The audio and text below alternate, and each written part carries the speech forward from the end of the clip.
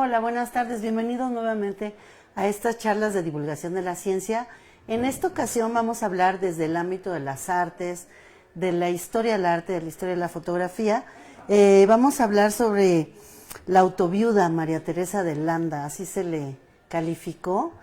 Y para eso tenemos aquí a la doctora Rebeca Monroy Nasr, gran amiga, pero además escudriñó en la investigación de la vida de una mujer que fue muy mediática para los principios del siglo pasado, lo que ahora estaría en TikTok y en todas las redes. Bueno, esto estaba en los periódicos.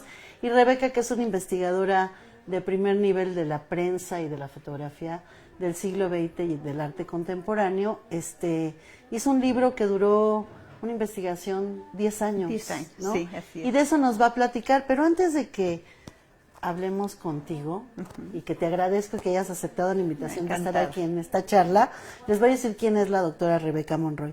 Ella es maestra y doctora en Historia del Arte por la Facultad de Filosofía y Letras de la Universidad Nacional Autónoma de México. En la actualidad es profesora investigadora de la Dirección de Estudios Históricos del INAH y directora de la revista Historias, coordinadora del seminario La Mirada Documental, que tiene años. 15 cumplimos. 15 años. Está por festejarse mañana y pasado mañana habrá un festejo. Exacto. Alrededor de todo lo que ha hecho la Coordinación de Investigaciones. La Dirección de Estudios Históricos. Exacto. Ella además ha hecho varios libros, como por ejemplo del seminario de tesis El Sabor de la Imagen, y tutora de la línea de investigación Historia Social e Imagen por la ENA-INA. Forma parte del Sistema Nacional de Investigadores de CONACYT y se especializa en la historia de la fotografía mexicana del siglo XIX y XX, fotoperiodismo y fotodocumentalismo mexicano. Por su desempeño académico ha sido reconocida con el Premio Cuarto Oscuro, Cámara de Plata por trayectoria, por el Comité Mexicano de Ciencias Históricas, con el Premio Caney al Mejor Libro de Arte de Limba y el Premio Clementina Díaz y de Obando 2019 a la trayectoria en Historia Social, Cultural y de Género, otorgado por el INERM. Es autora de 2 libros publicados por la Coordinación de Extensión Universitaria, que son El Sabor de la Imagen, que es del 2003, y Con el Deseo en la Piel, que es sobre fotodocumentalismo mexicano. Esos los pueden, quizá uno de ellos ya no esté, porque creo que ya no está. Se agotó, pero este último libro seguramente está en la librería. Y bueno, aparte de que es autora de 2 libros en la coordinación, una gran investigadora, es una querida amiga y conozco muchísimo su trabajo, lo degusto cada que escribes algún artículo o un libro, y por eso quise que tuviéramos esta oportunidad de compartirlo. A ver, cuéntanos, Rebeca, ¿quién es esta autoviuda y por qué se le llama así? Bueno, ¿Qué antes que hizo? nada, Ay, qué mi querida cosa. Ceci y Zeta, agradecerles la invitación aquí a la UAM Xochimilco. Me encanta la idea, me encanta de participar con ustedes y sobre todo de traerles esta investigación de largo aliento, como bien dices. Fueron 10 años de investigación y 11 bueno, otros 5 de producción editorial. Entonces se tardó unos 15 años en salir mi libro. Qué barbaridad. Pero no pierde vigencia. Pero no pierde Y vigencia. menos claro. después del Me Too. Exacto, es muy vigente y además Sí. es muy importante porque vemos cómo en los años 20 las mujeres ya estaban decidiendo sobre sí, sobre su propio cuerpo y sobre sus vidas de una manera muy diferente a lo que habían hecho en el Porfiriato y en la misma revolución, ¿no? Ajá. ¿Quieres que nos apoyemos en la presentación o...? Sí, si gustas, claro ¿Quieres que que sí, la si vayamos nos poniendo? se Te voy a podemos pasar poner. para que tú vayas Muchas viendo gracias. cómo aparece y yo veo aquí los comentarios del Gracias, público. qué amables. Ajá. Entonces, bueno, un poco la idea era, yo supe, Gaby Cano, aquí de la propia UAM, había trabajado al personaje, sacaba eventualmente el 8 de marzo, presentaba a María Teresa de Landa como una cuestión de feminismo, pero a mí lo que me parecía importante era rescatar la historia de ella, no como una autoviuda, sino qué más había hecho, ¿no? Sí.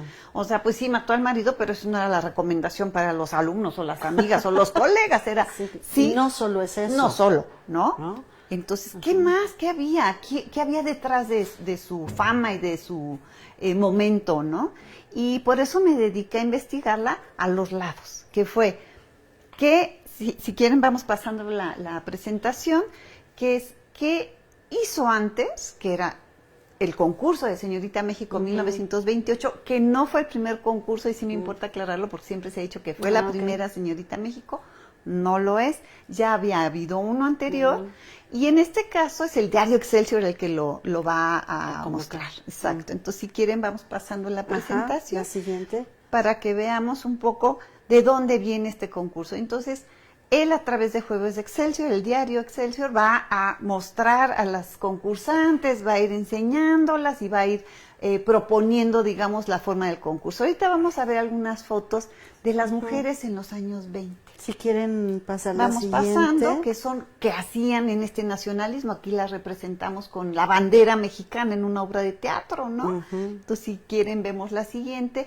que fue un poquito organizar el contexto. ¿Dónde se movió María Teresa? ¿En qué contexto? Porque después de una revolución las mujeres salieron con una fuerza muy distinta, ¿no? Entonces vamos a ver que hay una serie de autoviudas en esos años, es un tema que trabajó el doctor Aurelio de los Reyes, ¿no? Tu querido maestro. Mi querido maestro y adorado maestro, en el cine, ¿no? Y entonces de alguna manera estaba presente María Teresa, pero no está en sus trabajos, entonces eso a mí me llama mucho la atención, digo, hay que estudiarla y hay que ver de dónde vienen, si quieren la siguiente.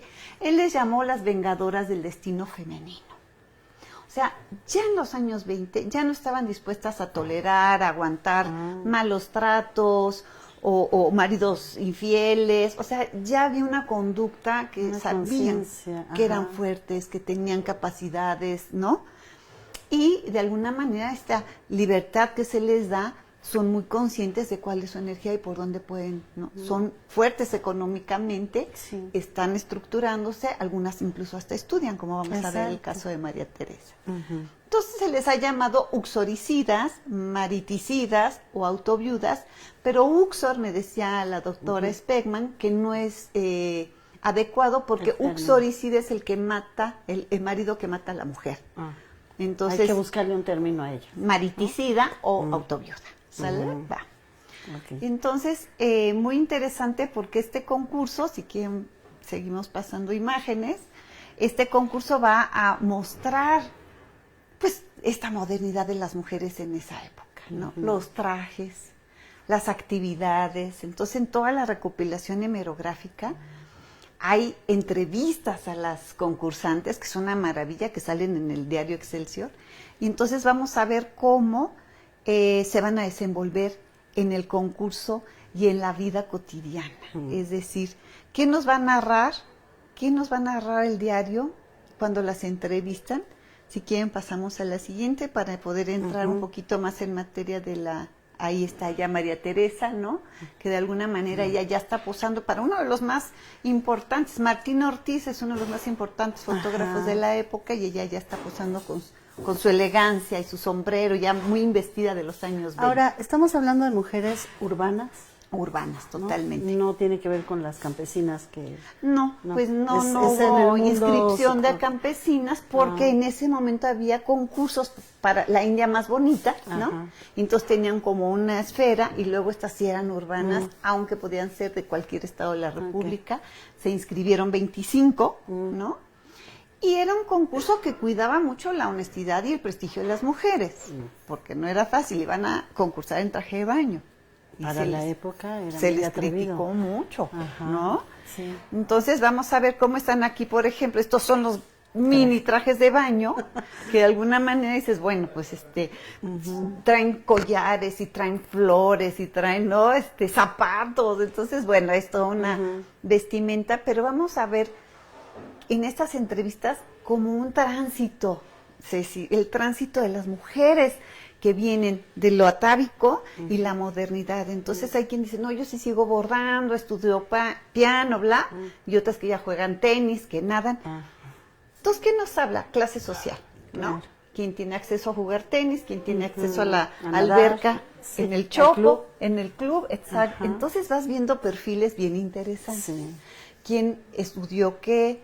Si las meten a clases de canto, si las meten con un perfil de ser bonitas mujeres o Buenos modos. buenos modos, educadas, Reglas saber de de etiqueta. economía, exacto. Pero María Teresa está estudiando la carrera de odontología, ¿no?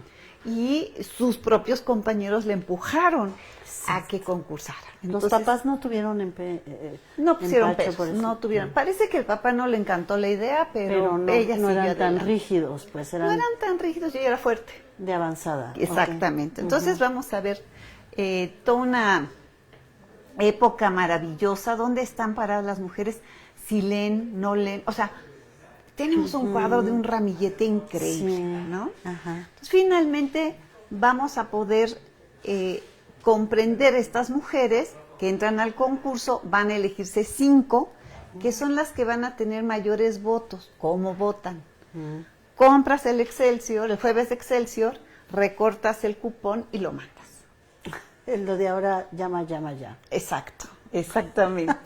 O sea, era para vender periódicos. Para vender la revista. Y poder tener el cupón que vas a y entonces mandar. ellos mismos se retroalimentan y llegan unas 5 finalistas, se arma un jurado a modo que son el director de la Academia de San Carlos, un escultor, o sea, gente que sabe. Claro, ya, sí, gente que sabe de belleza. De belleza. Y que tiene Exactamente. valor social para Exacto. emitir el juicio. Exacto. Y van a ir cada fin de semana a la alberca Esther, que estaba en San Ángel, a mostrar sus bellezas para que la gente votara y dijera, sí, esta, no. Me gusta la yucateca, que es muy guapa, o me gusta la norteña grandota, porque hay una que es hija de Heriberto Frías, ¿no?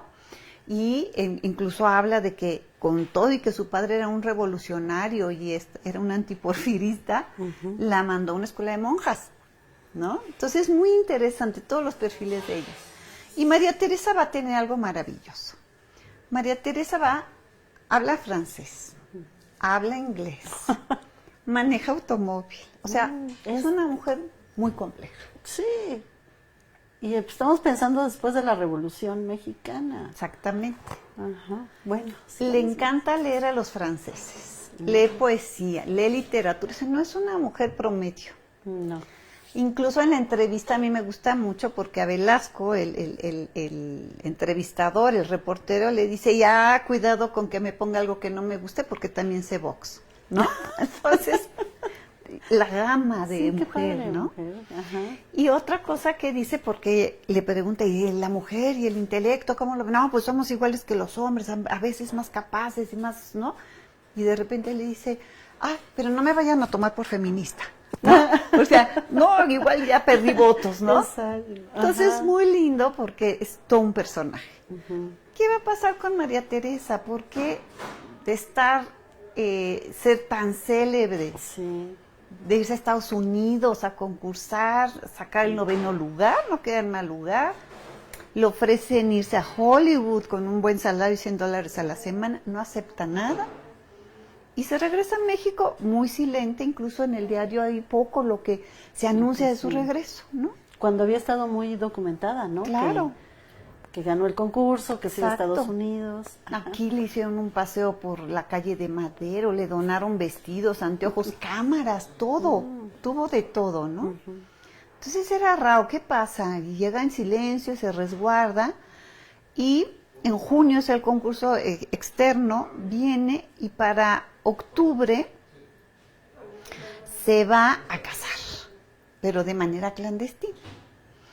Que recordarle a nuestros escuchas que es la época en que los ritos religiosos estaban cerrados, ¿no? Estaba la cristiada, ya se había impuesto una constitución que estaba limitando a la iglesia en estos términos, Plutarco Elías Calles, en fin, ya estaban las cosas más tensas, digamos, el estado de la iglesia. Entonces no había ritos religiosos, pero se casa por lo civil. Y solo aparece una pequeña foto de ella en el diario Excelsior, que es foto de archivo ya con su banda y su moño, en donde se habla de que se casó, ¿no? Pero no pagó porque la publicaran. No. Hubo algún periodista Exacto. que cachó ese momento, un paparazzi, y lo publicó en el periódico. Y entonces, bueno, pues queda la noticia allí y ponen que se casó con el general Moisés Vidal. Entonces llama mucho la atención, pues el silencio. La mamá percibe que tiene una actitud extraña, llega a su casa y le dice, ¿qué pasó? No, pues es que no le abre bien la noticia, y luego le dice, me casé por lo civil. El general Moisés falsea la noticia de su edad, ¿no? Busca testigos falsos porque ella es menor de edad, ella tiene 17 años. Y la mayoría de edad era los 21, él tenía 38. Fíjate, me suena lo que pasa ahora. Ajá. Sí, algo así, entonces, y él era un general, entonces, hay cosas extrañas que no se están advirtiendo. Y luego, pues ya no hay rito religioso tampoco, aunque la mamá sí le obliga a tener una bendición, no sé qué. Tampoco hay fotos documentadas, entonces ni de lo civil ni de lo religioso. Pasa inadvertido esto. Y se van de luna de miel, se van a Veracruz. El hermano del general Moisés Vidal les da la bendición, que es sacerdote, ¿no? Y se quedan por allá un tiempo y ya van a regresar a la Ciudad de México, ¿no?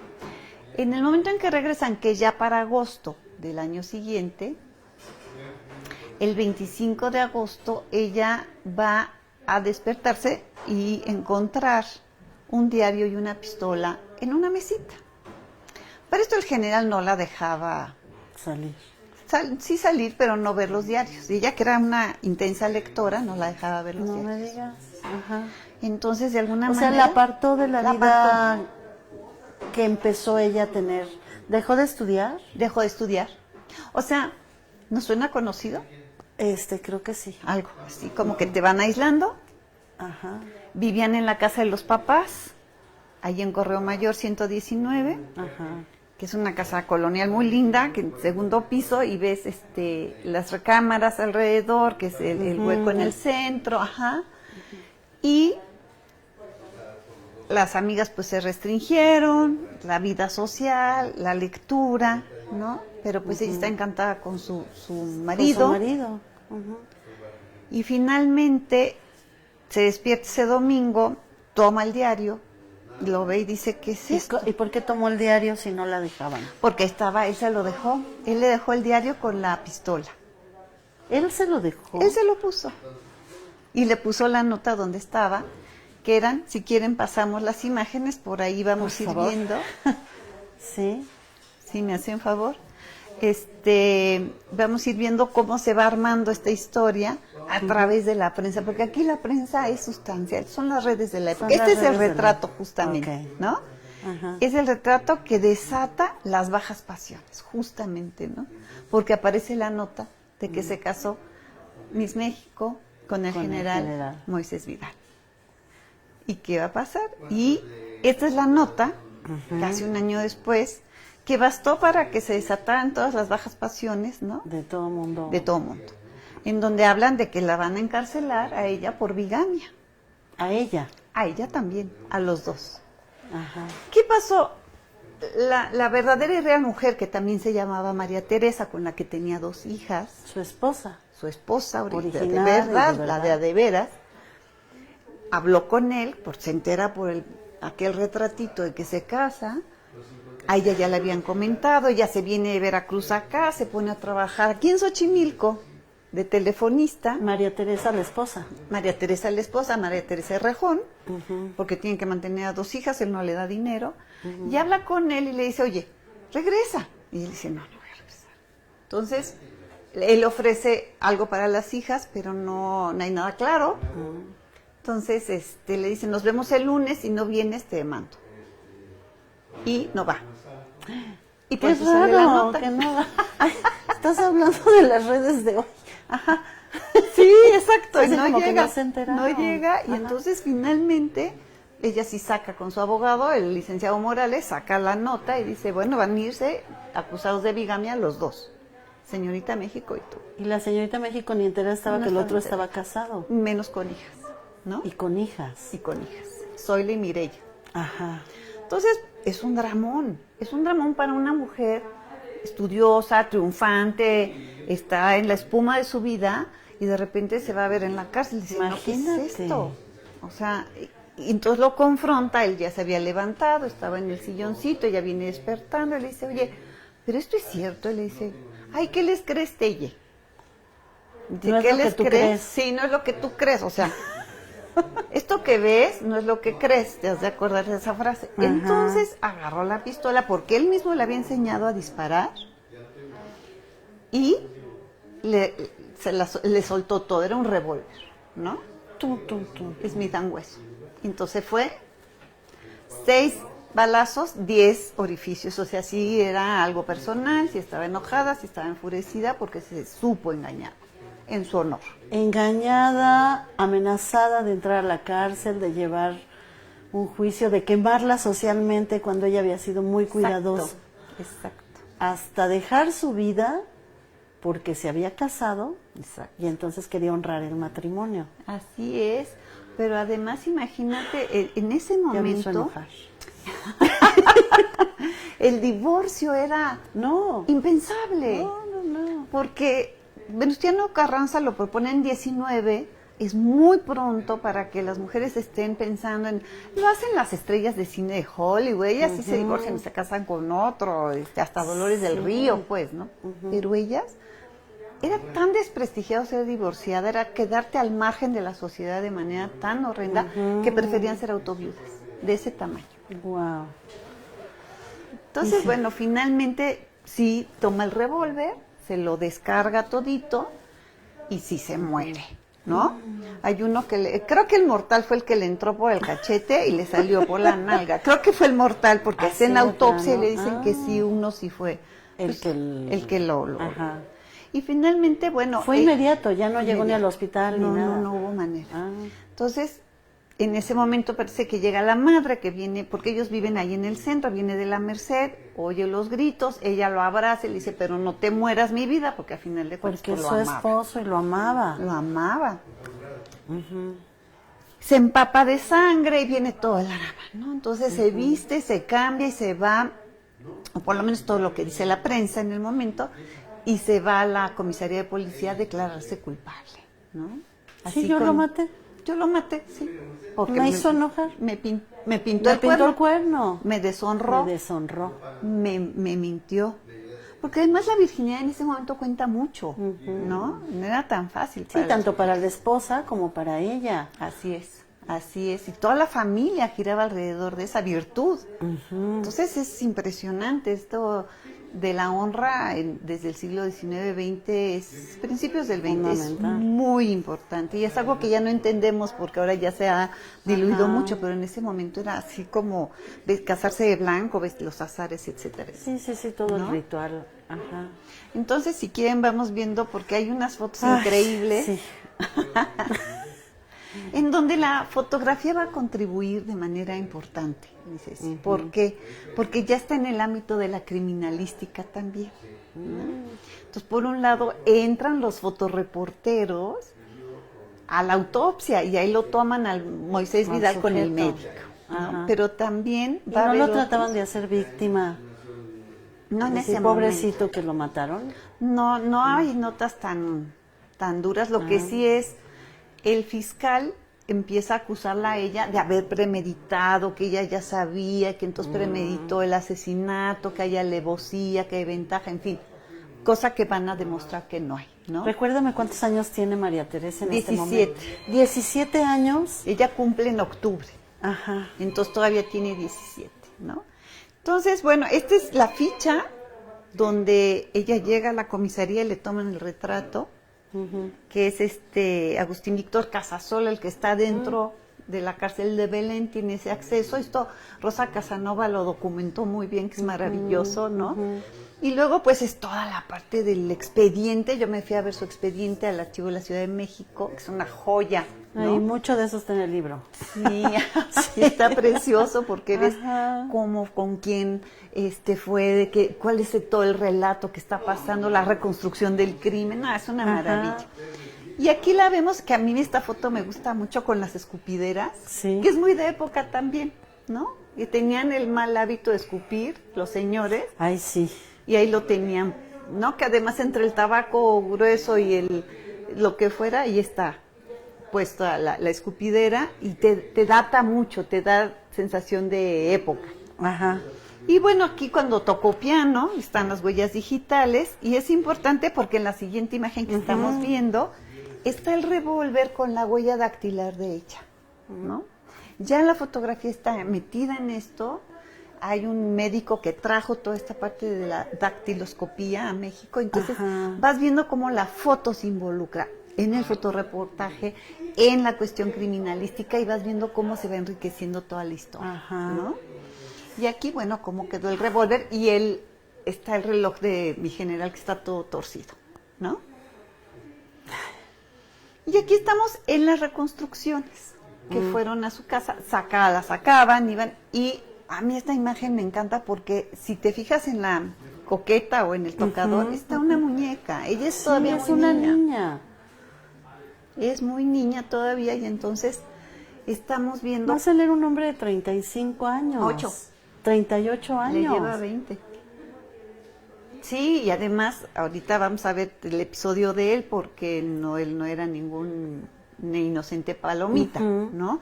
Que eso era algo que no se había investigado. ¿Quién era Moisés Vidal? ¿No? Y me pareció muy importante, porque enfocar a María Teresa está padre, pero enfocar al señor, al sujeto, ¿no? Que no lo tocaron en el juicio. Yo no sé si respeto a los muertos, algo, pero no describieron todo lo que yo vi en el libro. No toda su historia personal en la historia, en el juicio no se toca el personaje, ¿no? Y bueno, ahí está la mesita, si se fijan, a un lado, en el lado derecho está la mesita donde pusieron la pistola, le puso la pistola y el revólver. La apuesta de los fotoreporteros y de los reporteros es que ella iba a agarrar y se iba a suicidar. Esa es la apuesta que ellos contan y que piensan que Moisés pensó lo mismo y que de alguna manera no pasó. Que se fue todo lo contrario y le salió, pues ahora sí como dicen, el tiro por la culata, finalmente. Entonces vemos aquí cómo ellos van actuando todo el escenario, cómo quedó Moisés Vidal, cómo va recapitulándose cada una de las escenas, ¿no?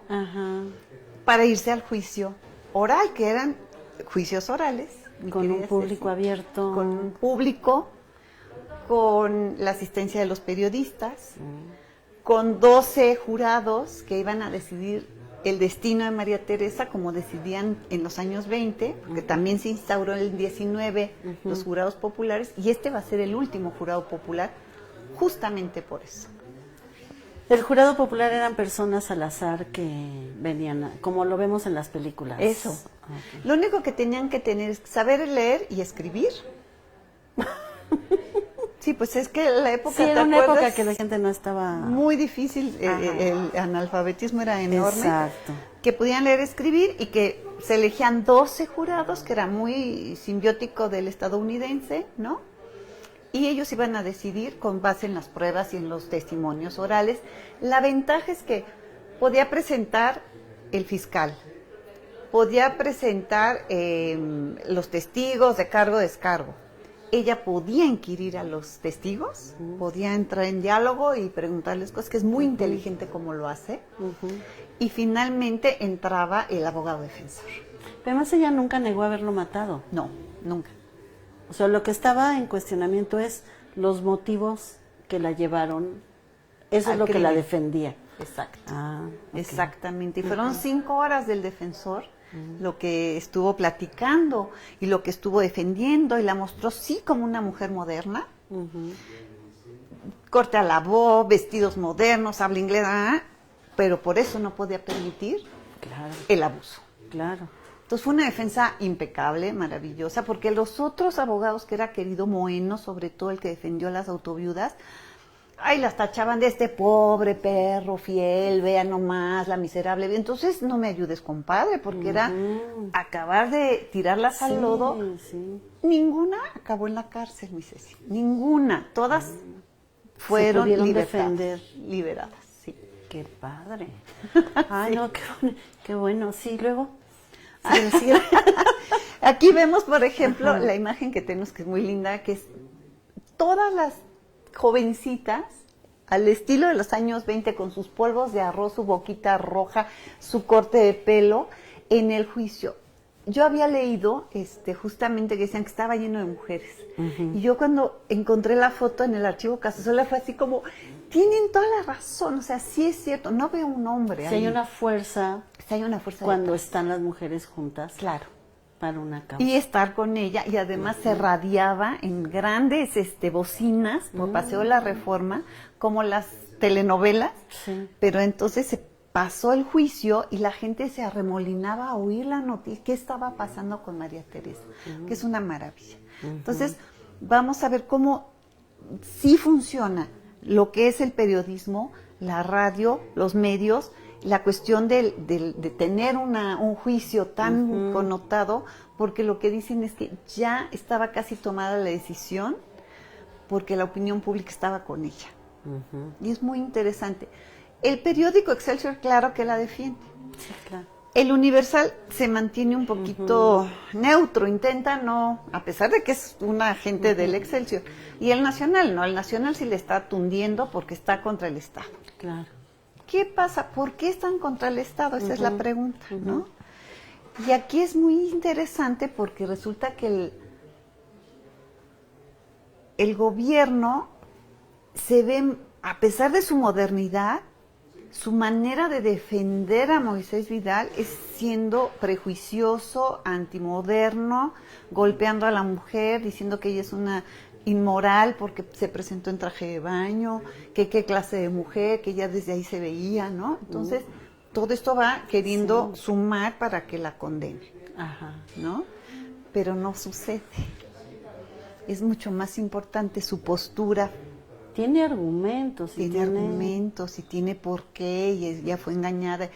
Hay un momento, vamos a ver las fotos, hay un momento en que presentan a la verdadera viuda con ella. Con ella en el juicio, sentadas juntas. Están juntas, ¿no? Y es muy interesante. Bueno, aquí tenemos cuando ella está sentada, la quitan de un sillón cómodo, le ponen la silla de palo, la maltratan todo lo que pueden.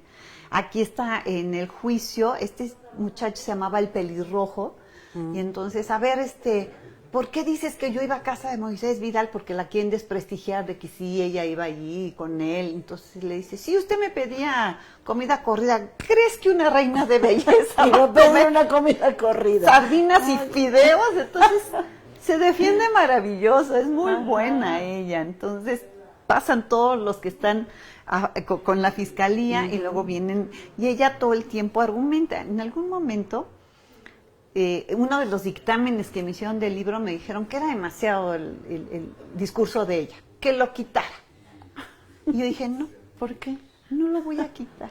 Pues sí. Porque además que que es ya periódicos que no están a consulta libre, es oír su voz. Es dar voz. Es darle voz a ella, es decir, cómo se defendió y la inteligencia de esta mujer que está por cumplir ya sus 18 años, ¿no? Entonces, bueno. Están poquitos años. Sí, son muy jovencitas. Es una chavita. Y tener esos arrestos. Ese valor. Exacto. Estamos transmitiendo en vivo. Exacto. Exactamente. No, maravilloso, ¿eh? Entonces ella, con su lucidez y su capacidad, va desmontando cada uno de los argumentos falsos, porque decían que llegaba en un coche, que decía Miss México, no es cierto, sí, ¿no? que lo iba a buscar, que andaba de buscona. Que andaba de buscona en donde él vivía, ahí en la calle de Chile número 4, y, en fin, no. Entonces, es muy divertida toda esa parte porque ella va desmonte, diciéndoles, inquiriéndoles, ¿no? Y ves que a ellos se les caen los argumentos. Y luego, bueno, vamos a ver más adelante cómo el príncipe de la palabra, durante 5 horas, va a hablar de santas, va a hablar de griegas, va a hablar de todo lo que puede chamán, ¿no? Es su último juicio también del licenciado Lozano, ¿no? Dice, yo hasta aquí llegué. Entonces, es un momento muy preñado. Sí, cómo es no. un momento, el último juicio popular, el último juicio de él, se está jugando la vida María Teresa, dice, a mí si me condenan yo me mato, o sea, sí. Hay muchas cosas allí que ¿qué están representando? Estás representando una sociedad en cambio, unas mujeres transitadas, diferentes, con una cabeza muy fría de pensar qué voy a hacer, por dónde voy, qué voy a decir, y un Moisés Vidal que ahora que rescato su archivo, ¿no? Gracias al doctor Salmerón pude entrar en contacto porque no me dejaron, durante la época de Calderón, no me dejaron consultar el archivo. No me digas. No, me cerraron el archivo, nunca, mandé cartas y cartas y cartas, no me dejaron entrar. ¿Y cuando él estuvo en el Museo de la Historia de la Revolución? Está en el archivo histórica de la Defensa Nacional. No te dejaban porque era el momento álgido de cuando estaba todo el merequetengue con los militares, ¿no? Sí. Y entonces logré que me prestaran el expediente y entonces, sorpresa, mi querida Ceci, era un personaje. Encontramos al personajazo. Personajazo. Cosa que te digo, no aparece en el juicio, que es lo raro, ¿no? O sea, ¿por qué no sacaron que era antirrevolucionario? ¿No? Luchó contra Obregón, contra Zapata, contra Carlos. En Veracruz asaltó restaurantes y tiene ahí un montón de señor vino y no pagó y se fue, o sea, y tiene un montón de cargos en contra. Luego, todos los documentos que hablan de su valor como general son de los antirrevolucionarios, ¿no? Y para poder acceder a una generalía se adhiere al plan de Agua Prieta y habla con la gente en el momento, mete sus papeles para ser reconocido como general. Se tarda 2 años, casi va el tercero, cuando conoce a María Teresa, le dan la generalía, pero hay una carta. Pero nunca combatió para ganar. No. Nunca combatió la guerra y menos del lado de los revolucionarios. Entonces, incluso, te digo, todos sus diplomas son de contrarrevolucionarios, documentados con García Diego, que tiene una maravillosa trabajo de los contrarrevolucionarios. Y luego mete sus papeles para obtener la generalía, porque podían hacerlo, les da chance a Obregón, Álvaro Obregón, de que lo hagan. Y hay una carta que manda un personaje, que incluso se publicó en el dictamen, que dice, pero usted compró su generalía. Usted pagó, usted corrompió, o sea, usted no merecía eso. Es un mentiroso. Es un mentiroso. Vividor. Corrupto, ¿no? Vividor, engañador, infiel, dejó una mujer, se fue por la otra. Ni el llaverito cambió, como les digo, o sea, de María Teresa. Sí, para no confundirse. Para no, sin la noche de Telle, ¿no? Ajá. Entonces, híjole, qué impresionante personaje. Sí. Y había que sacarlo a la luz a él también. O sea, este hombre era un pillo. Y ella no lo sabía. Ella pensó que era un general de la revolución, como ella era una mujer producto de la revolución, porque ella nace en 1910, ¿no? Entonces es muy interesante todo lo que está pasando en este. Claro. Y bueno, finalmente Ya con los dos tienes una balanza, puedes ver, a ver si está la foto de las dos María Teresas por ahí, ay, que sí, es en el juicio genial, sentadas, están porque las ves súper el arregladas. atuendo. Sí. Que además es algo que les decían los abogados, pónganse guapísimas, porque hay que seducir al jurado. Y el fiscal dice, a mí no me van a seducir el rímel de las pestañas de María Teresa. ¿No? Así dice rímel ya en la época. Y yo, pues acabó el jurado seducido, ¿no? Aquí está, ni el llaverito cambió, ajá, 2 mujeres, 2 María Teresas y un marido, ¿no? Bueno, he sabido de familias que tienen 2 familias o 3 y los hijos se llaman igual sí, en las familias. Claro. ¿No? Para no confundirse. Para no confundirse. Y con el apellido paterno, pues no hay problema, sí, ¿no? O sea, pasamos inadvertidos. Pues un poco aquí, mira, la suerte de María Teresa es que no se embarazó, no tuvo hijos, ¿no? Porque hubiera sido, yo creo que un drama mayor para ella. Claro.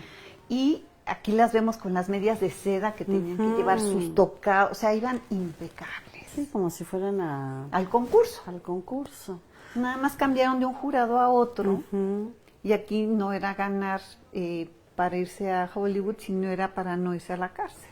¿Y la postura de la esposa María Teresa, cuál era al conocer esta situación de la deshonestidad del marido, más bien que ultrajó a la pequeña, a la joven, ¿sí me explicó? Sí.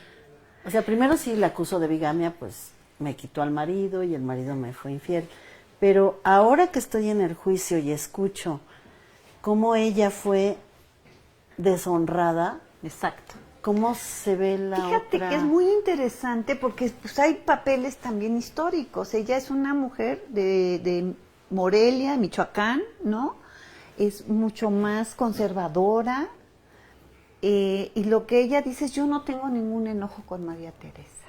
O sea, tal vez no odia al marido porque también lo amaba, pero claro, no acaba enojada porque entiende también que fue engañada.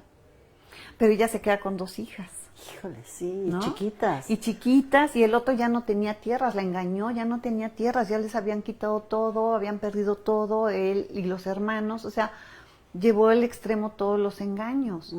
Entonces es bien interesante porque finalmente ellas dos están empatadas en una situación de viudez y autoviudez, sí, y de miseria emocional.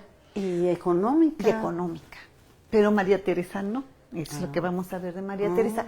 Y algo que es muy lindo, que que de alguna manera ellas dos, hay una foto donde María Teresa sí tiene unos ojos de que le quiere sacar los suyos a la otra Teresa, pero porque ella está enfadada de darse cuenta que sí existía otra mujer allí en su vida y que ella qué fue fuerte. Sí, y estar en un juicio porque mataste al Señor y a lo mejor se te va la vida en eso. Sí, creo que... Y además dejaste tu vida que habías empezado. Así es. Al ser una mujer de avanzada, la detienes por estar en este modelo conservador de la familia. Claro. Y a lo mejor hasta se acaba tu vida, o sea, ya no vas a poder leer, además estudiar. Va a la cárcel y vas además a la cárcel vilipendiada socialmente porque es una asesina. Claro, ¿y qué sales y qué vas a obtener? O sea, no, durísimo. Qué fuerte. Muy fuerte, digo. Veamos si ahorita, 100 años de distancia, lo que sucede con las mujeres cuando salen de la cárcel, lo que sucede con las autoridades o con las mujeres homicidas, pensémoslo hace 100 años, es durísimo, ¿no? Sí, fíjate, voy a comentar, una de mis hermanas estuvo trabajando en el Estado de México con estos lugares de resguardo de las mujeres violentadas. Sí. Y una de las vertientes que salió de información que ella vio es cómo las mujeres que van a presas son abandonadas por la familia. Totalmente. A diferencia de cuando entra un hombre, la esposa, la amante, la tía, la abuelita, los hijos, todo el mundo lo van a ver. Sí.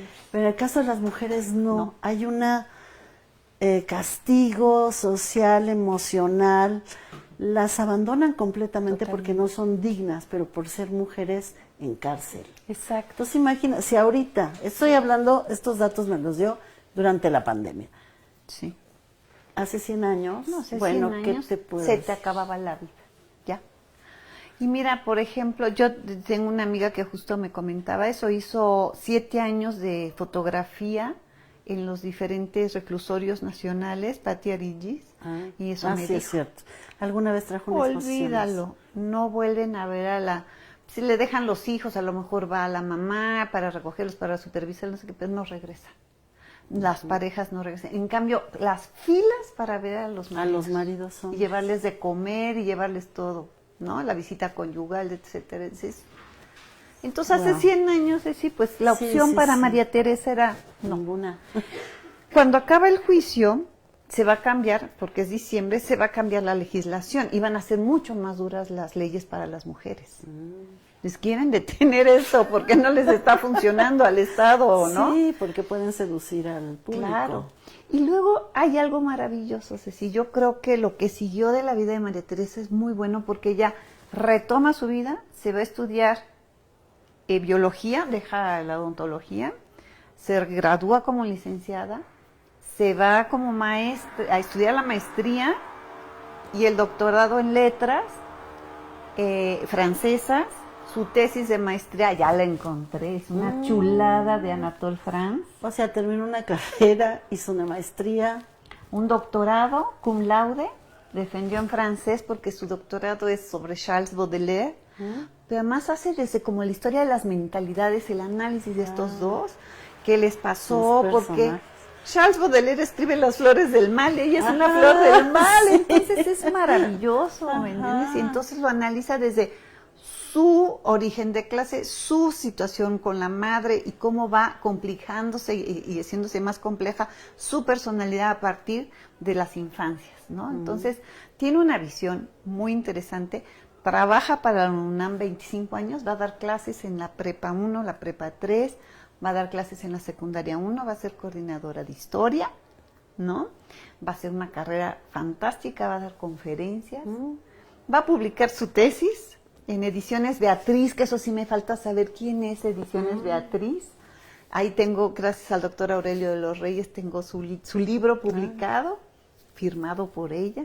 Qué bien. Entonces, ¿la conoció Aurelio? No, encontró el libro en una librería viejo. No me digas eso. Sí. Maravilloso. Guau, ajá. La vida sí. Ajá. Y ahí tengo el libro y hay una idea de a lo mejor poder sacar, estructurar con la familia que quiere recuperar mucho la imagen de María Teresa, porque hay otra versión de la familia de ella, y poder sacar sus tesis y esto publicarlo, ¿no? Ajá. También sería muy interesante poder leerla desde otro ámbito. Sí. Y cerró jubilándose de la UNAM, 25 años de labores, sin faltar un solo día y sin un retardo. Porque hay cartas y cartas y cartas que la felicitan de Londres. Wow. ¿Nunca se casó otra vez? No, parece que no. No tuvo hijos. No tuvo hijos. Y quedó sola, dio clases en la Prepa 1, te comento que el doctor Luis de la Barreda ahí la conoció. Aquí vemos mira, la resiliencia de María Teresa, que es un poco esto, sus títulos, ¿no? Cuando se gradúa de ciencias biológicas, y luego tenemos también de maestría y el de doctorado, y hace una carrera fantástica como académica, ¿no? Entonces me decía una amiga, ay, qué bueno que lo mató. No. No, pero sí resurgió y tal vez hubiera sido muy reprimida y muy cortada su vida si hubiera continuado con Moisés Vidal, ¿no? Ajá. Pero es como un ejemplo de algo que puede pasar ante una circunstancia adversa, no es la matada del marido, sino una circunstancia adversa que te abre los ojos y te levantas. Así es. En lugar de llorar eternamente por... Exactamente. Que es esta resiliencia, ¿no? Finalmente, de poder sobreponerte al malestar, saber que no te fue bien, y aquí, bueno, es para un poco los escuchas, o sea, la vida no es fácil, nos pone retos, nos pone frente a condiciones y circunstancias difíciles muchas veces, y lo que hay que hacer, sobreponerse, caminar, ayudarse de lo que hay y ver de qué manera el trabajo, la escuela, el estudio, lo que sea, lo que más nos guste, que nos puede impulsar para salir de una condición difícil, ¿no? Exacto. Sí, a veces la lectura que hacemos ante una cosa adversa es, ¡ay!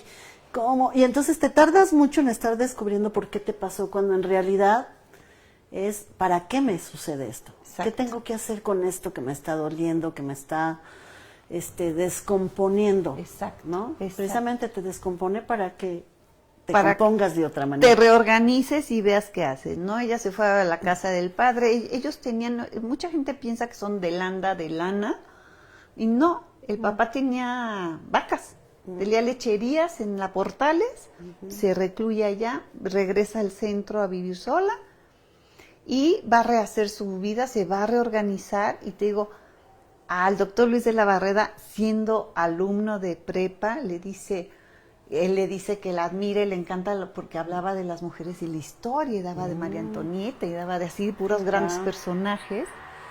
Le dice, le voy a contar mi historia, le invita a su casa, y se sientan, se toman un trago, y ella le cuenta su historia a Luis de la Barreda, que además habla con una pasión de ella maravillosa, porque habla desde la emoción. Entonces, el haberla conocido y el haber tenido ese contacto lo convierte en un testigo de primera mano maravilloso, y ahí recuperamos esta historia de María Teresa en toda su amplitud, ¿no? Dejarla solo con un evento, sino qué más hizo antes y después. Qué bonito. En realidad lo que tú has hecho es una investigación histórica. Nos has llevado en ese libro, que ojalá y lo puedan conseguir. Se agotó. Cuando se hizo, se agotó. Fue muy, muy, muy recurrido ese libro. Pero toda la descripción de cómo llegaste a los archivos, cuáles se te complicaron, cuáles se facilitaron, cómo fuiste abriendo este interés de saber, bueno, qué motivó a esta mujer a enojarse tanto y a él ser tan mentiroso. Claro, ¿no? Claro. Y encontrar que esa historia es una historia que se repite. Exacto, es una historia constante. que viene de ¿qué pasa? ¿Por qué? Y además no aprenden la lección a pesar de, ¿no? Exacto. Y que es interesante porque ella fue capaz de sí remontar todo esto y hacer una vida propia y convertirse en un mujerón y dar sus conferencias y sus clases, y no detenerse en su ímpetu y en su necesidad de ser alguien, ¿no? Y creo que eso es lo que hay que recuperar de María Teresa. Ese es el ejemplo, eso es lo que tenemos que ver, cómo levantarnos del fango y del dolor. Claro. Oye, una cosa nada más, cuando ella sale libre y empieza a estudiar y demás, ¿no hubo este escarnio social de, ay, sí, mira, esa es la que mató al marido, ahora muy estudiosa, ¿no? Ahora resulta que es maestra muy propia, que da clases de historia, pero mató al marido. Ah, claro. No, dice que alguna vez hasta le escribieron en un pizarrón, ella es la autoviuda. Porque ella incluso creo que miraste el estómago, se cambió el nombre, se puso María Teresa Landa, se quitó el D.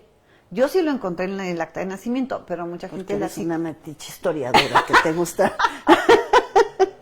Porque Luis de la Barrera decía María Teresa Landa, y le decía, no, es de Landa. Entonces teníamos esa dificultad, yo poniendo el título, el nombre. Entonces fui, investigué, me costó un montón de años encontrar el acta de nacimiento porque la sacó en 30. Seguramente se destruyeron muchos de sus papeles en la Revolución. Claro. Entonces en 30 recupera y ahí está de Landa, la mamá es de Landa y Ríos. O sea, sí hay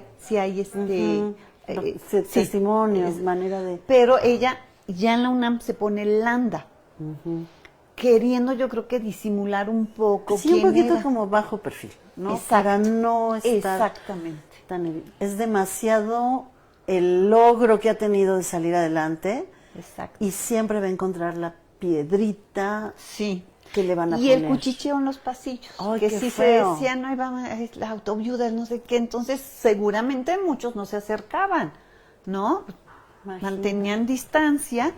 Aunque lo que me comenta la familia, que es bien interesante, que tuvo un personaje... ¿O sea, has hablado con la familia de ella? Sí, curiosamente. Te digo.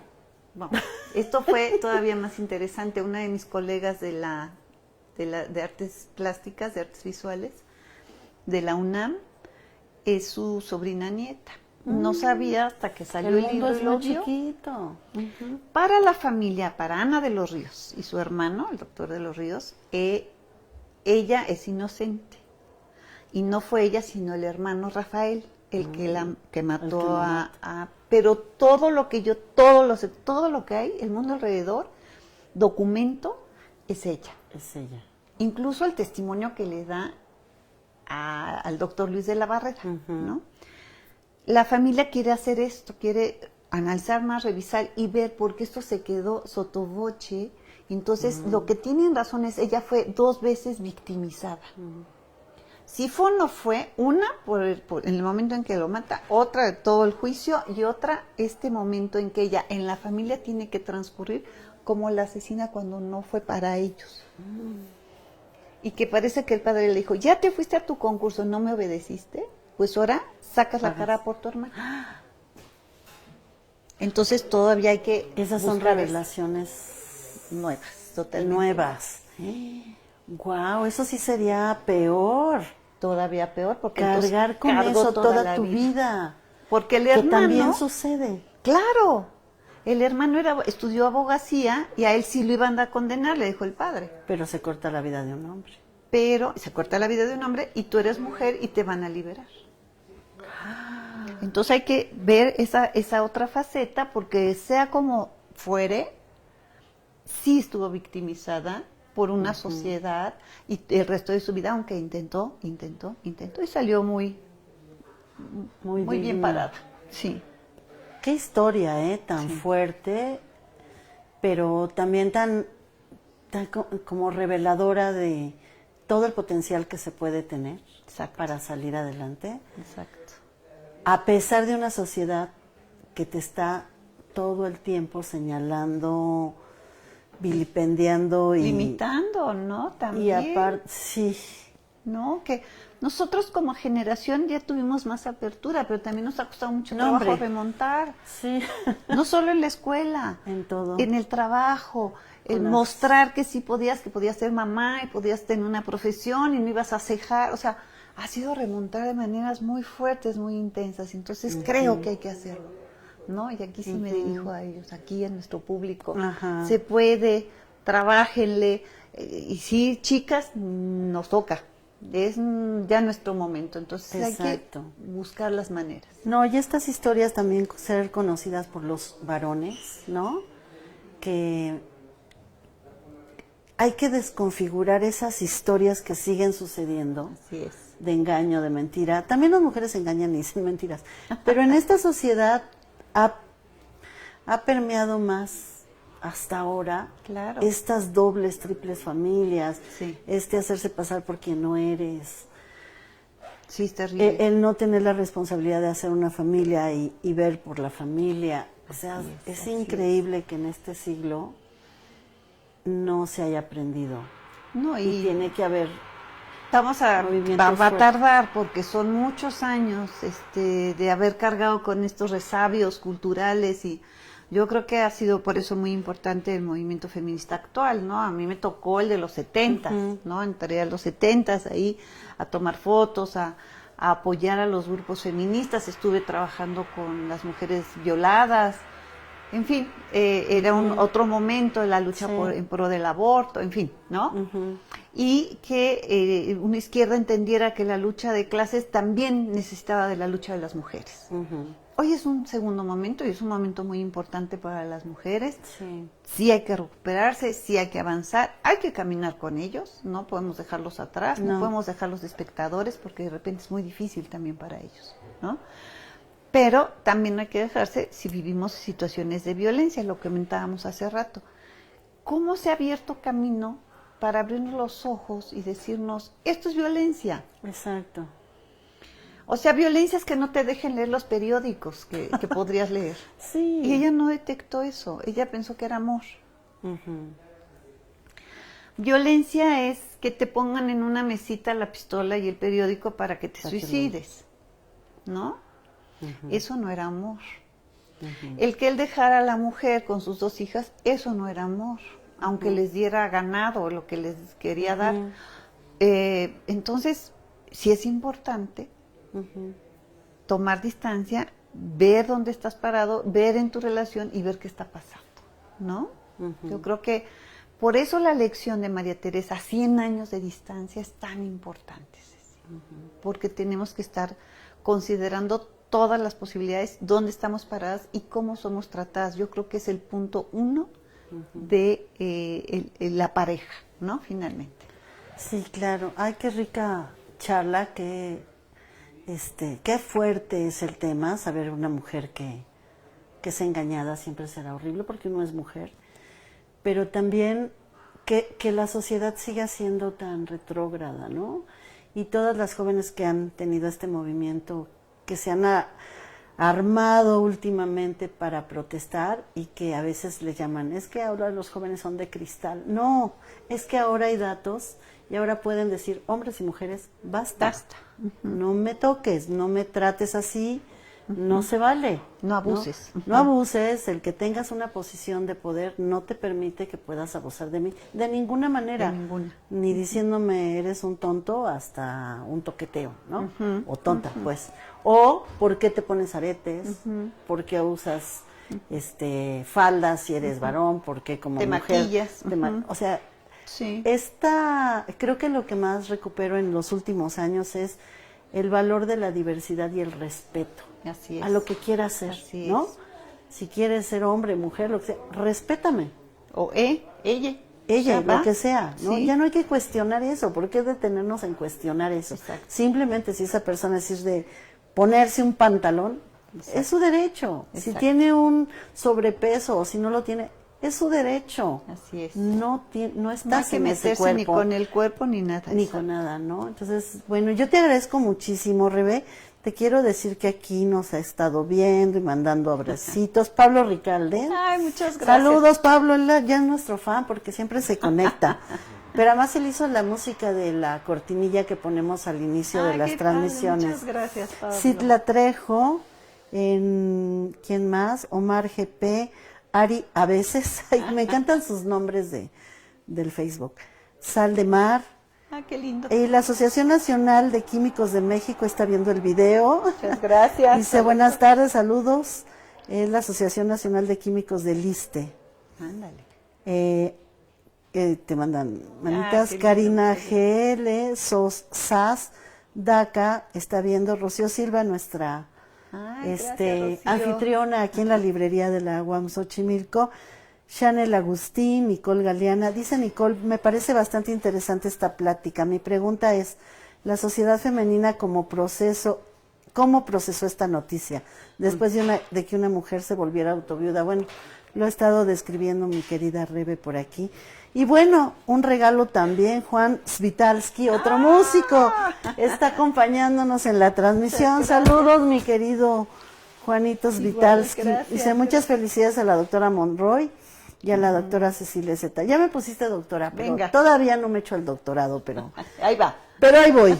Diana Decentis, Gaby Suárez, Araí Valencia, Luzú, Maite Mendoza, Franco, Luzú, Laura Nayeli, otra investigadora de historieta y de... qué maravilla. Te admira muchísimo. Ayer que gracias, me mandó mensaje y me dijo que te iba a escuchar porque admira mucho tu trabajo. Te manda saludos también Ana Lau Jaiben. Ay, Ana Lau. Que la voy a tener ahora en el mes feminista en marzo. Maravilloso. Nos va a platicar por qué el 8 de marzo, qué se celebra y de dónde surge, como porque otra historiadora del feminismo, dice David Daca, creo que como hombre es súper valioso ser capaz de poder conocer este tipo de historias, visibilizar el lamentable privilegio con el cual hemos vivido a lo largo del tiempo.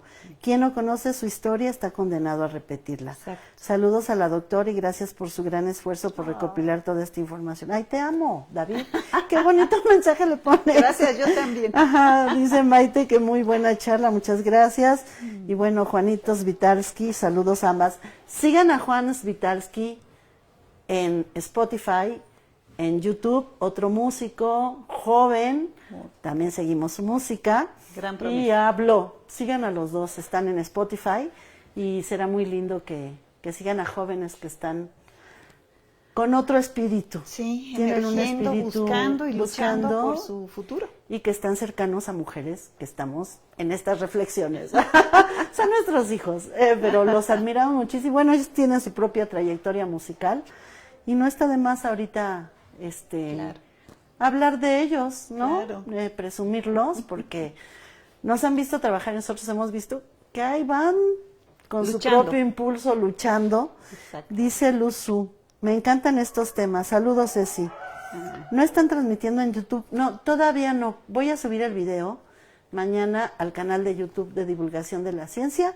Y pronto estamos en esa búsqueda de cómo podemos transmitir al mismo tiempo en YouTube y en Facebook para que tengan oportunidad quienes no acceden al Facebook.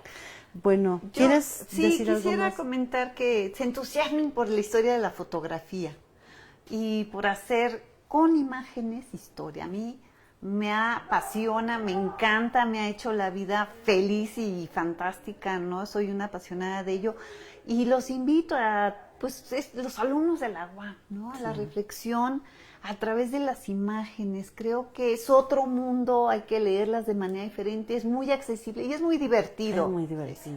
Digo, a pesar de que la historia es dura, es muy divertido hacer historia oral, disparar la memoria con las fotos, ir a los archivos, ir a la hemeroteca, tener este tipo de acercamientos con la gente. Entonces, sí los invito para que puedan acercarse a leer imágenes desde cualquier ámbito. Esta es una gran universidad que ha creado grandes diseñadores, historiadores, etcétera, etcétera, fotógrafos, cineastas de audio. Entonces, sí trabajen, creo que es un mundo que puede dar grandes satisfacciones, ¿no? Tú lo sabes, tú lo has vivido, lo vivimos juntos muchos años, entonces sí agradecerte la invitación, gracias a ti, también a los muchachos que están haciendo esto posible y quedamos invitadas cualquier momento para otra reflexión de este tipo. Sí, porque gracias. Yo con Rebeca conocí el análisis, el ver las imágenes de otra manera por allá del 90.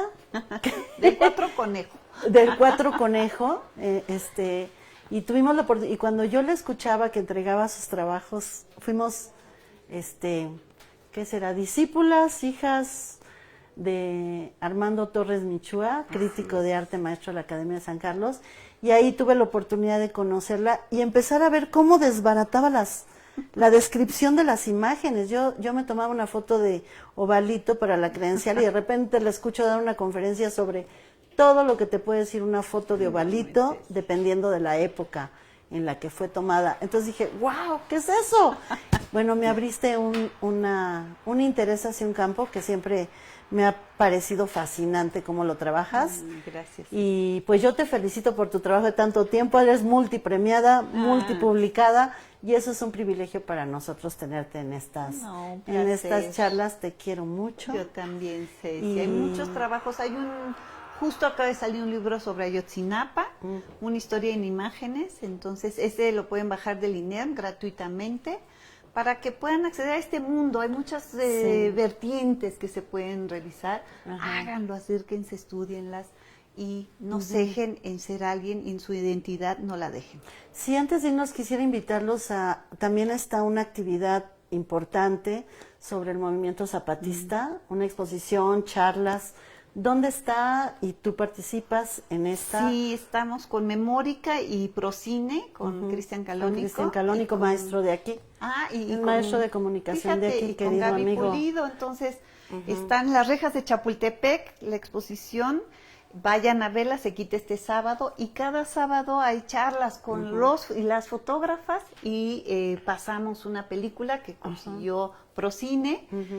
Y sobre todo la interacción, ¿no? Ver a Turó contando sus fotos, ver a Francisco Mata, que es también maestro aquí de UAM Coajimalpa. Fue coordinador de difusión cultural de la UAM. Exactamente, entonces tenemos un gran cartel y luego ahora el 11 de febrero vamos a inaugurar Forrando Edificios, que aquí me parece que también hubo una, fotomurales del EZLN en 13 edificios de la Ciudad de México, del centro. Se van a hacer como un museo urbano, es la idea, y luego se van a traer acá, pero vayan a vernos allá y los convido a las 4 de la tarde, los sábados en Casa del Lago de la UNAM. Sí, es un programa hermoso. Acaba de estar el doctor Toño Paoli, que estuvo trabajando en Chiapas mucho tiempo, que también es nuestro maestro de comunicación y que está también grabado acá en el canal de YouTube de Divulgación de la Ciencia. Fue de los primeros que creyó en el proyecto para que hiciéramos nuestras transmisión, bueno, más bien nuestras charlas grabadas en la pandemia. Maravilloso. Sí, también Cristian anda por ahí. Pueden encontrar mucha gente en el canal de YouTube porque he tenido oportunidad de de que muchos han aceptado compartirnos qué hacen, para qué lo hacen y a quién les sirve. Muchas gracias, Rebeca. De nada, un placer. Y muchas gracias al equipo de la unidad de comunicación, Alejandro Gaspar, su titular, Aarón, Arturo, que están aquí haciendo la producción, al equipo de la librería de la UAM Xochimilco, la Luis Felipe Bojalil Javer, que es paisano tuyo, y bueno, a Rocío Silva, la jefa de la librería, a la doctora Marta Isabel Flores, nuestra coordinadora de Extensión Universitaria y Difusión Cultural, y también, bueno, a las autoridades mayores que son la secretaria de la unidad, la doctora Angélica Buendía, y al doctor Javier Soria López, nuestro rector de la unidad Xochimilco, y a todos los que estuvieron aquí, muchas gracias. Cerramos el trimestre, vamos a preparar el programa para iniciando en marzo con nuestro trimestre. Iniciamos con la doctora Ana Lau Jaiben hablando sobre el 8 de marzo, Día de la Mujer, y en esta temporada de febrero estaremos proyectando los videos que tenemos ya grabados para refrescarlos y ver quiénes han estado con nosotros compartiendo su conocimiento. Muchas gracias y nos vemos pronto. Hasta luego, buenas tardes. Muchas gracias.